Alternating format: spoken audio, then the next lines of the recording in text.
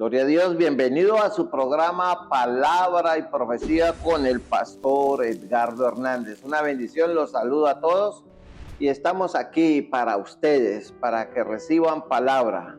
Nuestra base bíblica hoy es en Mateo capítulo 12, verso 39-40, dice: la generación mala y adúltera demanda señal, pero señal no le será dada, sino la señal del profeta Jonás.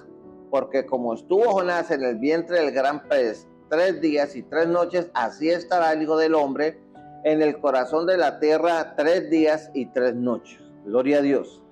Entonces, aquí tenemos un hecho milagroso en la Escritura que ha sido puesto en tela de juicio con mucha incredulidad, como el que le acabo de leer. Y no es en realidad un problema entre la duda y la historia antigua, sino entre el que duda y el Señor Jesucristo, como dice Mateo 12, 39 y 40. Vamos a buscarlo. Mateo 12, 39 y 40. Entonces, Jonás es una controversia tremenda que hay.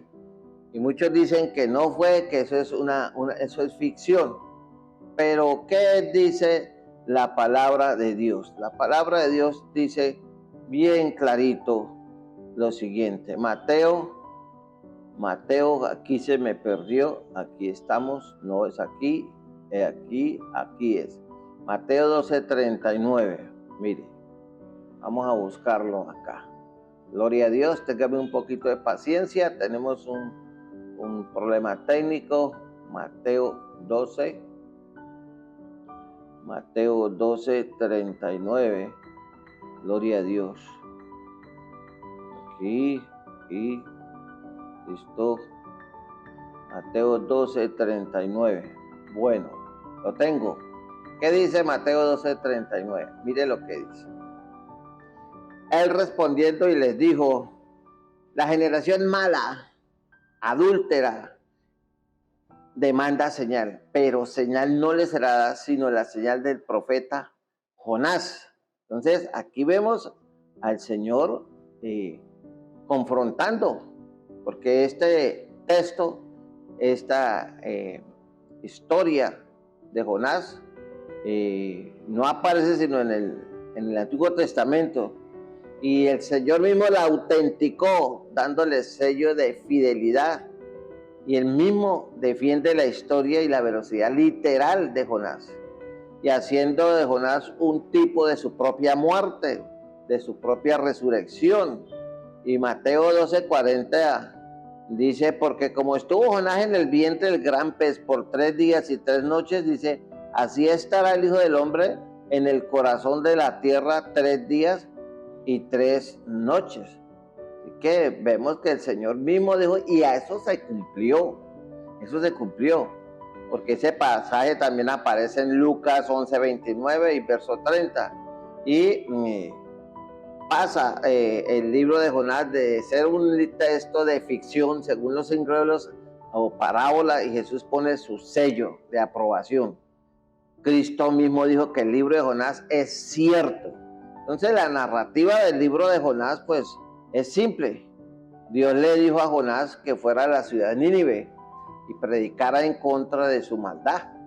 Nínive era una ciudad muy pagana, la capital del imperio asirio, y Jonás era judío, y Jonás pues sabía que los ninivitas odiaban mucho a los judíos y que eran malvados, paganos, gente tremenda, atravesada, y obviamente pues él con su patriotismo judío, él no obedeció a Dios, y en vez de eso se fue y compró un pasaje de barco y se montó ahí, y ese barco iba hacia España.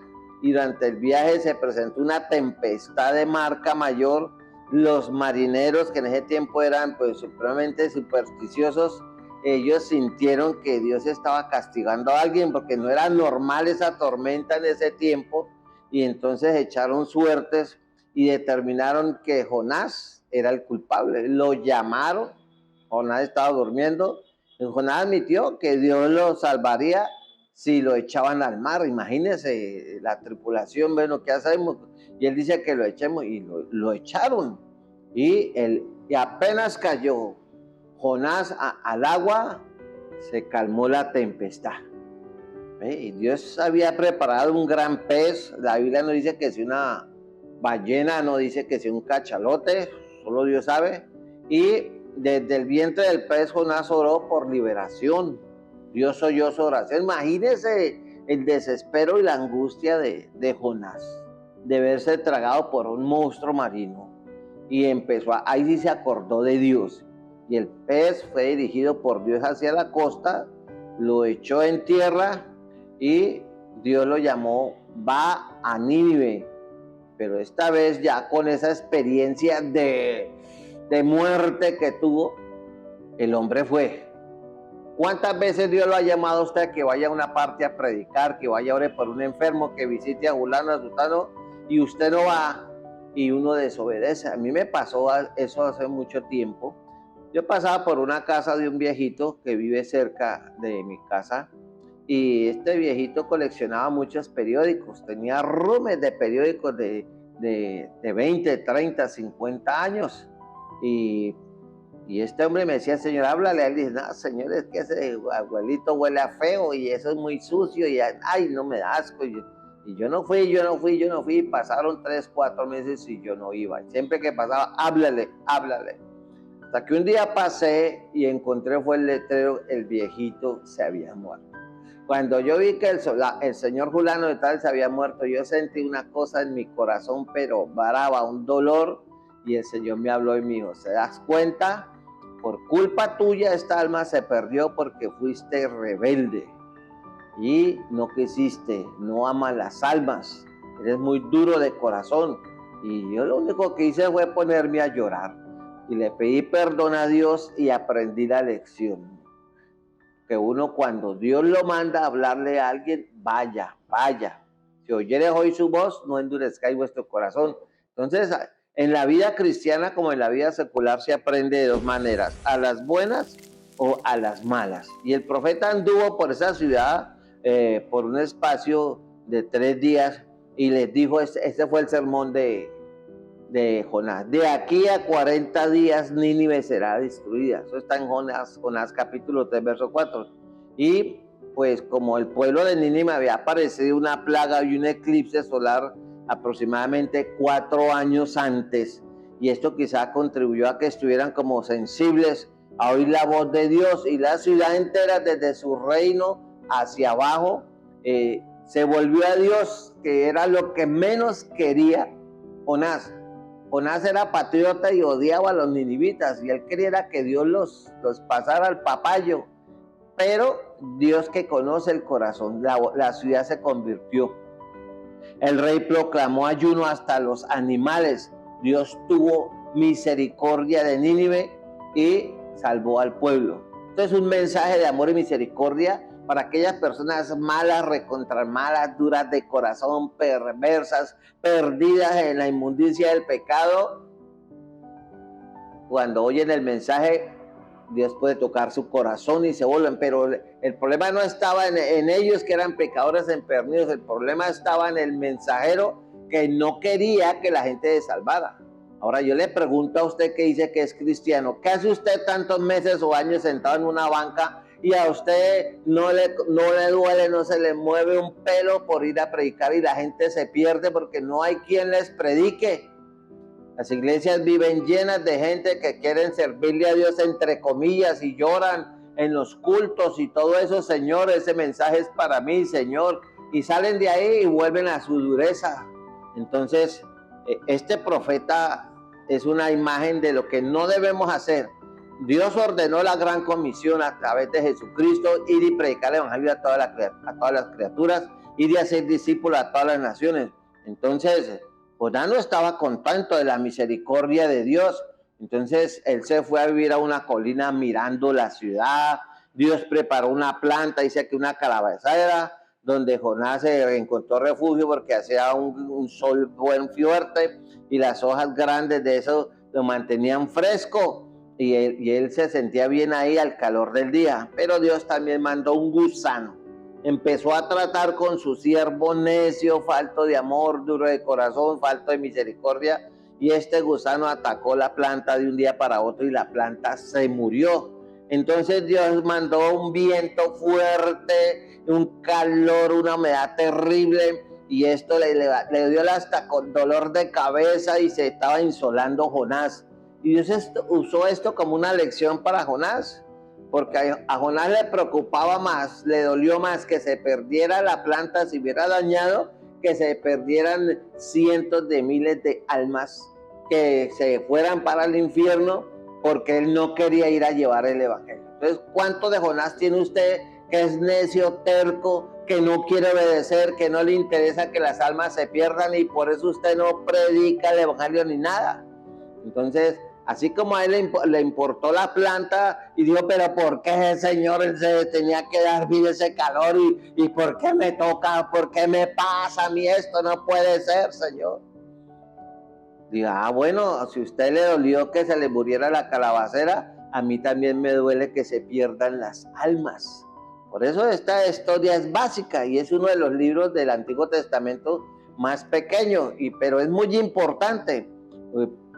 Yo llego a creer que este pequeño libro es casi igual de importante a los 5 libros de Moisés, a la ley de Moisés, Génesis, Éxodo, Levítico, Número y Deuteronomio. Y le voy a dar 2 razones para eso. Primero, el libro de Jonás muestra que Dios es soberano.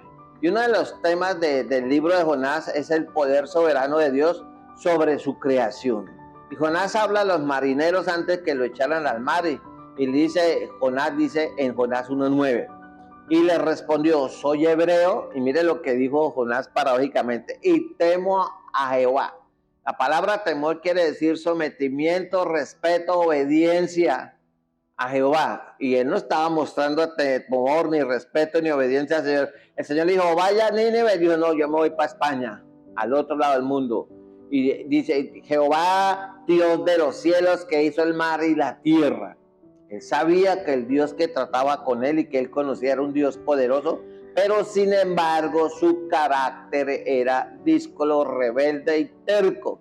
Cualquier parecido con usted como cristiano, que Dios le dice haga las cosas, vaya allí, y mejor dicho, eso es ahí, pero con este calor y tan lejos, y no tengo ni para el bus, y me toca caminar, y no me dan para una gaseosa, nadie me lleva, ay Señor.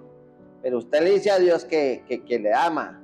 Entonces, este verso muestra que Jonás creía en Dios, lo reconocía como el Dios de los cielos y la tierra, pero no estaba dispuesto a obedecer.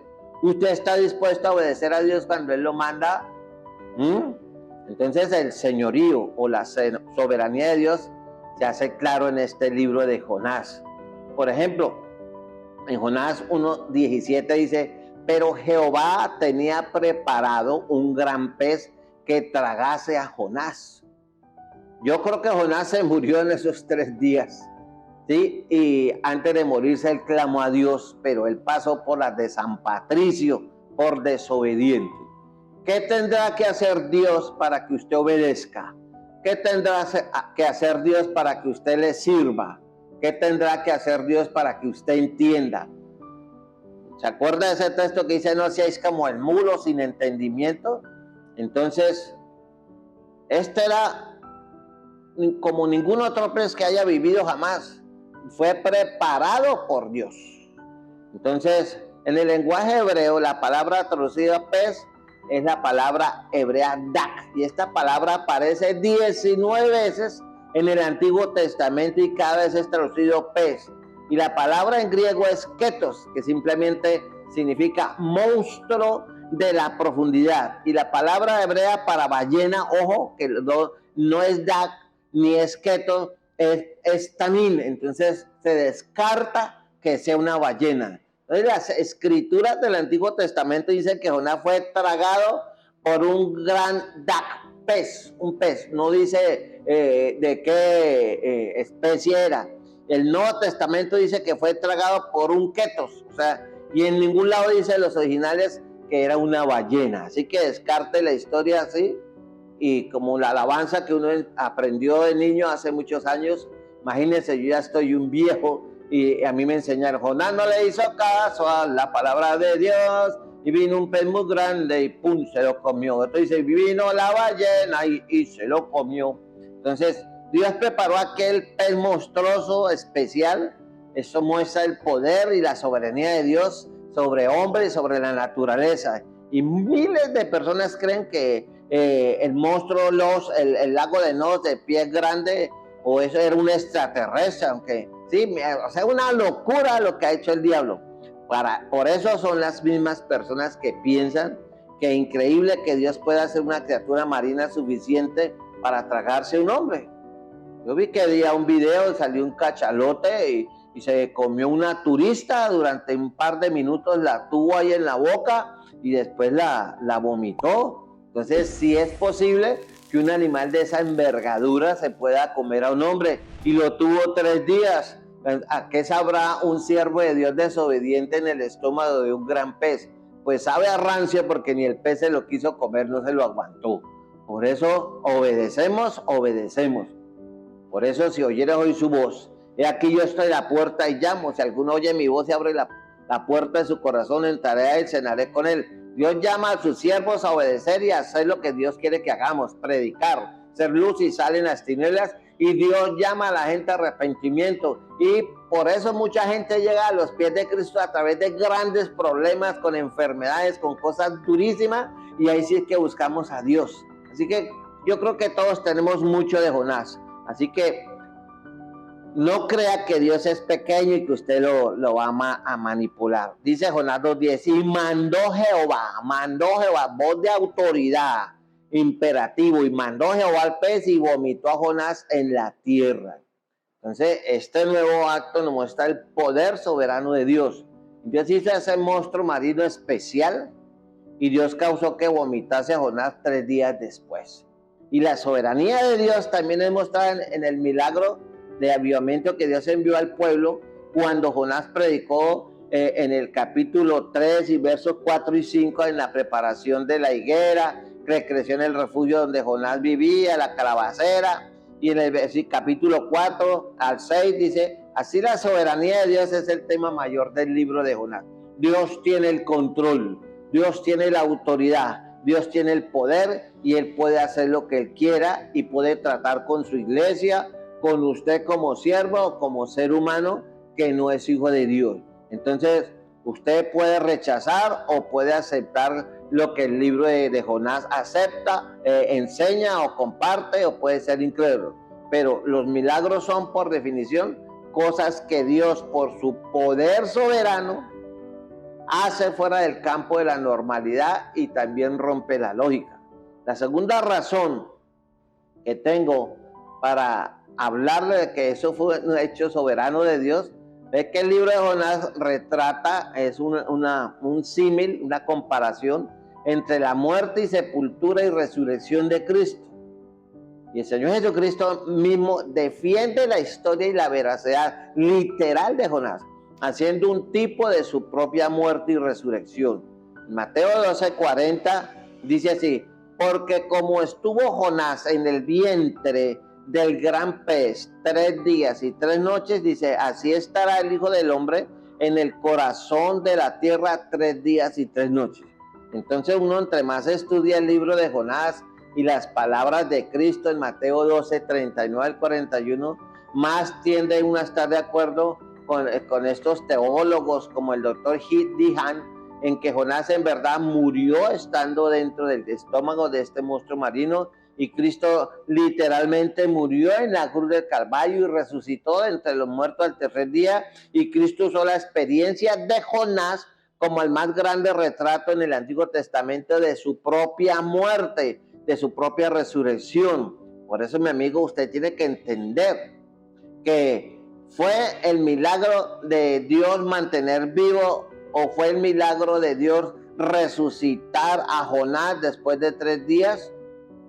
Fue el milagro de Dios resucitar a su hijo a los 3 días, mantenerlo muerto 3 días y después resucitarlo. Entonces, yo pienso que Dios lo resucitó de los muertos, tanto a Jonás como al Cristo de la gloria. Ahora, el Señor mismo Jesús afirmó o confirmó la veracidad de la historia de ambos. Jonás y su experiencia entre el gran pez, al citarla como un tipo, vuelvo y te lo digo, de su propia muerte, su sepultura y su resurrección.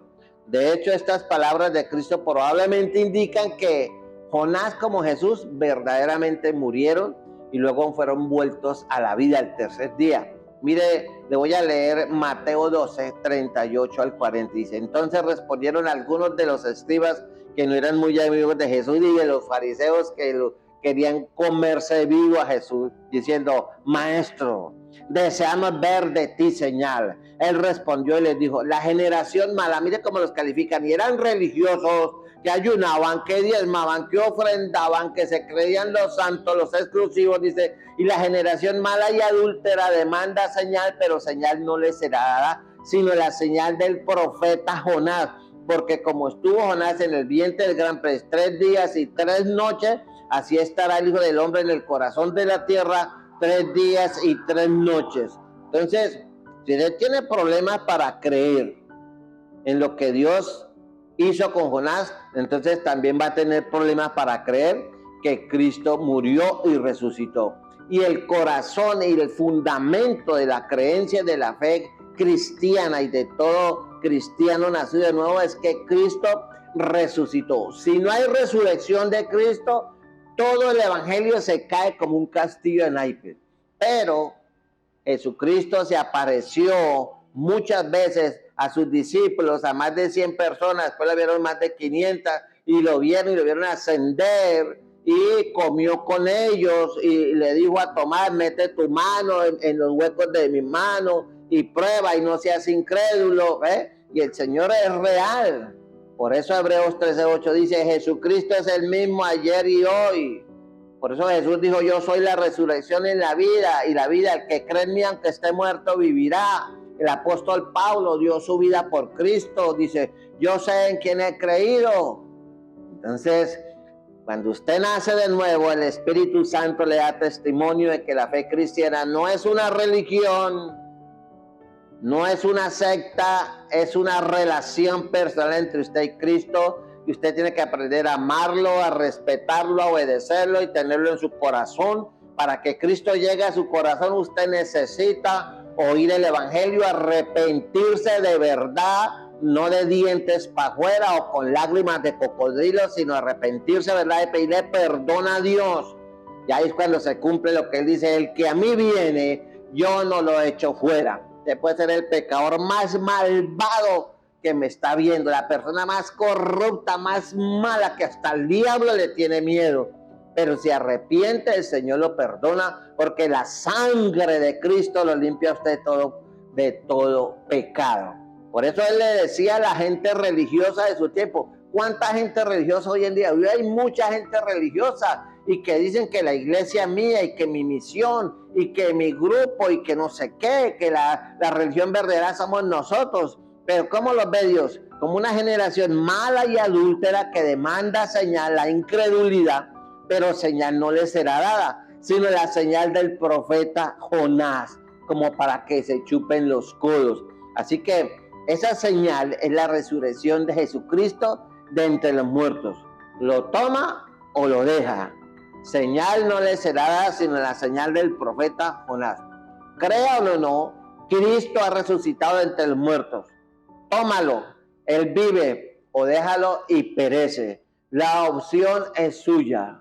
¿No te he dicho que si creyereis veréis la gloria de Dios? Si Dios fue capaz de resucitar a su Hijo, porque Dios en su amor mató a Cristo en la cruz del Calvario por el pecado del mundo. El proceso empezó en el huerto de Getsemaní, cuando Dios estaba angustiado y empezó a sentir el peso del pecado. Él nunca había sentido eso y sudaban como grandes gotas de sangre. Tanto fue la lucha, fue tanto la carga y la opresión que le trajo el pecado a Cristo, que era sin pecado, que tuvieron que venir ángeles a fortalecerlo. Y él afrontó la cruz por amor a usted.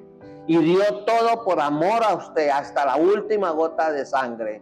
Y murió en lugar suyo. Usted y yo, este predicador que le habla, merecemos, aún siendo salvos, por causa de esta carne llena de maldad, merecemos ir al infierno. Por eso dice la Escritura, por gracia sois salvos, por medio de la fe, y esto no de vosotros, pues es un regalo, es un don de Dios. Así que, ¿qué es la salvación? Un regalo de Dios a través de Cristo, que murió por usted en la cruz del Calvario. Usted y yo no merecemos ir al cielo, no merecemos nada de Dios, sino el juicio. Por eso, si usted se remite y vamos a irnos para allá, al libro de Juan, en el capítulo 3, vamos a buscarlo. Dice así en el versículo 18. Dice, el que en él cree no es condenado, pero el que no cree ya ha sido condenado. ¿Por qué? Porque no ha creído en el nombre del unigénito Hijo de Dios. Dice, y esta es la condenación, que la luz que es Cristo Jesús vino al mundo. ¿Y qué hace la gente? Y los hombres amaron, ¿qué? Más las tinieblas y la luz. La generación mala y adúltera demanda señal. ¿Por qué? Porque sus obras eran malas. Porque todo aquel que hace lo malo, que le gusta el cigarrillo, el trago, la pornografía, el adulterio, la fornicación, la pedofilia, la perversidad sexual de todos los niveles, la corrupción, todo eso que se está viviendo aquí en el país, todo eso es producto de un país que le ha volteado la espalda a Dios. Entonces, ¿qué Dios está permitiendo? Que el diablo nos dé una zumba y tiene todo el mundo viviendo sabroso.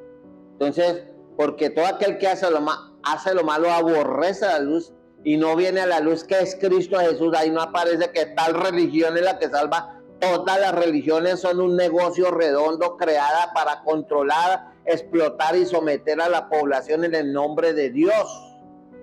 Pero Cristo vino a hacer las obras del diablo, a darle libertad, y si conoceréis la verdad que es Él y su palabra, y esa verdad os hará libre.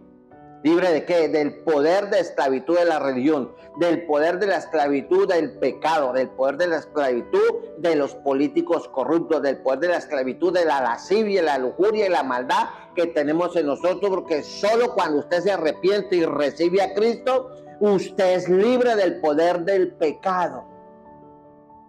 Así que si usted quiere ser libre de los vicios, quiere ser libre del odio, quiere ser libre del orgullo. Cantidades de cristianos orgullosos, prepotentes, parecen pavos, no caminan, levitan, flotan de los santos, de lo especiales que son. Pero el orgullo no es de Dios, el orgullo es de Satanás. Jesús dijo, los mansos heredarán la tierra. Así que mire a ver, ahora, más el que practica la verdad viene a Cristo, para que se manifieste que sus obras son hechas de Dios. Así que usted tiene que decidirse si quiere ser salvo o quiere morir creyendo en Dios, teniendo mucha fe, leyendo la Biblia, asistiendo a una iglesia, pero sin nunca arrepentirse. Y en Hechos 37, Hechos 17, 30, aquí se lo leo, dice, porque Dios, habiendo pasado por alto los tiempos de esta ignorancia, ahora manda a todos los hombres, a usted, en que en todo lugar donde usted me esté viendo, ¿qué le manda Dios a usted? ¿Que le dé plata? ¿Que le venda su carro y se lo lleve al pastor? No, Dios le manda que se arrepienta, por cuanto Él ha establecido un día en el cual juzgará al mundo con justicia por aquel varón que se llama Cristo Jesús, a quien designó, dando fe a todos con haberle levantado ¿qué? De los muertos. Así que, mi amigo, es hora de arrepentimiento, es hora de salvación, es hora de prepararse para enfrentar lo que viene con Cristo. Que Dios me lo bendiga, que Dios lo guarde y no sea como Jonás. No sea incrédulo, no sea rebelde, no sea necio. Reciba la salvación, que es un regalo. Nos vemos en una próxima ocasión. Dios me lo bendiga.